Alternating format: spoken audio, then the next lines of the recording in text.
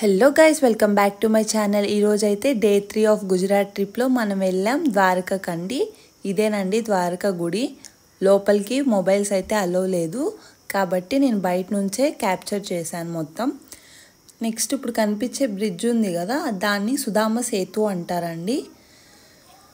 So దానికి అలో లేదు, మేము వెళ్ళేటప్పటికి నైట్ అయిపోయింది కదా, సో బయట నుంచే క్యాప్చర్ చేశాను అది కూడా. సో శ్రీకృష్ణుడి దర్శనం అయితే చాలా బాగా జరిగిందండి, చాలా ఆనందం వేసింది.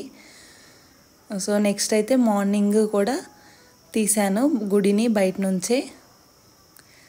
సో అదేనండి గోపురం. సో నెక్స్ట్ అయితే మేము కార్ తీసుకొని నాగేశ్వర్ జ్యోతిర్లింగంకి అయితే వెళ్ళిపోయామండి. సో చూసారు కదా, ఫస్టే మనకి ఇలా పెద్ద శివుడు దర్శనం అయితే ఇస్తాడండి. సో చాలా బాగుంది కదా. ఇక్కడైతే మొబైల్స్ అలో ఉందండి. సో ఎంచక్కా తీసుకెళ్ళాను. ఇదేనండి మెయిన్ ఎంట్రన్స్ గుడి. సో లోపలికి అలౌడ్ ఉండడం వల్ల మనం నీట్గా క్యాప్చర్ చేసుకోవచ్చు. ఇక్కడ కనిపించేదే అండి శివుడు, నాగేశ్వర్ జ్యోతిర్లింగం ఇదేనండి. ఇది చాలా మహిమ గలది. సో ఆయనకి ఎదురుగానే పార్వతీదేవి అయితే ఉంటుందండి. సో చూసారు కదా, ఇక్కడికి వెళ్ళంగానే అయితే నాకు మంచి వైబ్ అయితే వచ్చిందండి. సో మీ అందరికి కూడా చూపిద్దామని నేను ఇదంతా క్యాప్చర్ చేశాను. ఇలా ఉంటుందండి మొత్తం గుడి. సో ఇక్కడ దర్శనం అయ్యాక నెక్స్ట్ మేము బెట్ ద్వారకాకి అయితే వెళ్ళాము. ఈ బెట్ ద్వారకా మెయిన్ స్పెషల్ ఏంటంటే అండి, స్వయాన శ్రీకృష్ణుడి మనవడు ఇక్కడ శ్రీకృష్ణుడికి గుడి అయితే కట్టించాడండి. సో అక్కడికి మొబైల్స్ అయితే అలో లేదు. సో మనమైతే వెళ్ళడానికి ఈ బ్రిడ్జ్ అయితే క్రాస్ చేసి వెళ్తామండి. ఈ బ్రిడ్జ్ సుదర్శన్ సేతు అంటారు. దీన్ని రీసెంట్గా సెంట్రల్ గవర్నమెంట్ వాళ్ళు కట్టించారండి. ఇంతకు ముందైతే మనం వాటర్లో బోట్లో వెళ్ళాల్సి ఉండేది. ఇప్పుడు ఈ సేతు కట్టడం వల్ల చాలా ఈజీ అయిపోయిందండి. సో ఇక్కడ మనం హ్యాపీగా కాసేపు దిగి అలా సరదాగా ఫోటోలు కూడా తీసుకున్నామండి. సో ఇదైతే చాలా బ్యూటిఫుల్గా ఉంది. సో అక్కడ శ్రీకృష్ణుడి దర్శనం కూడా చాలా బాగా జరిగిందండి. చూసారు కదా ఎంతో బ్యూటిఫుల్గా ఉంది బ్రిడ్జ్.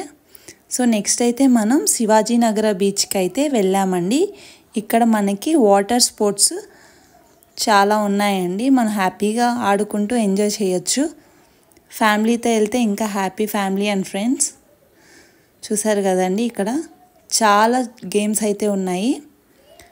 అందరూ సరదాగా అయితే ఆడుకోవచ్చు. సో వన్ టైం అయినా ఎక్స్పీరియన్స్ చేయాలండి ఇవన్నీ. చాలా బాగుంది, చాలా ఎంజాయ్ చేసాము.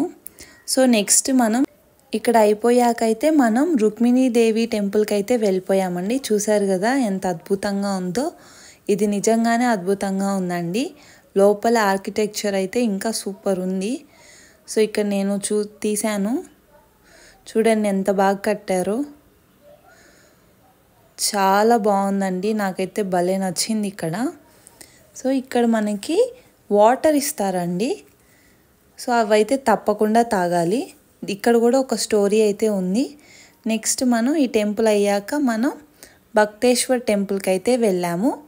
అక్కడ శివలింగం అండ్ టెంపుల్ కూడా ఉంటుందండి ఇక్కడ కనిపించేదే. సో చూసారు కదా ఎంత పెద్ద శివలింగమో. సో ఇక్కడికి వెళ్ళి కూడా మనం శివయ్య దర్శనం కూడా చేసుకున్నామండి. సో ఇదంతా అయిపోయాక మనం ద్వారకాల దగ్గర ఉన్న సన్సెట్ పాయింట్కి అయితే వెళ్ళిపోయాము. సో ఇక్కడ అందరూ హ్యాపీగా ఎంజాయ్ చేస్తూ ఉన్నారు. సో ఈ సన్సెట్ పాయింట్ కూడా చాలా బాగుందండి వ్యూ.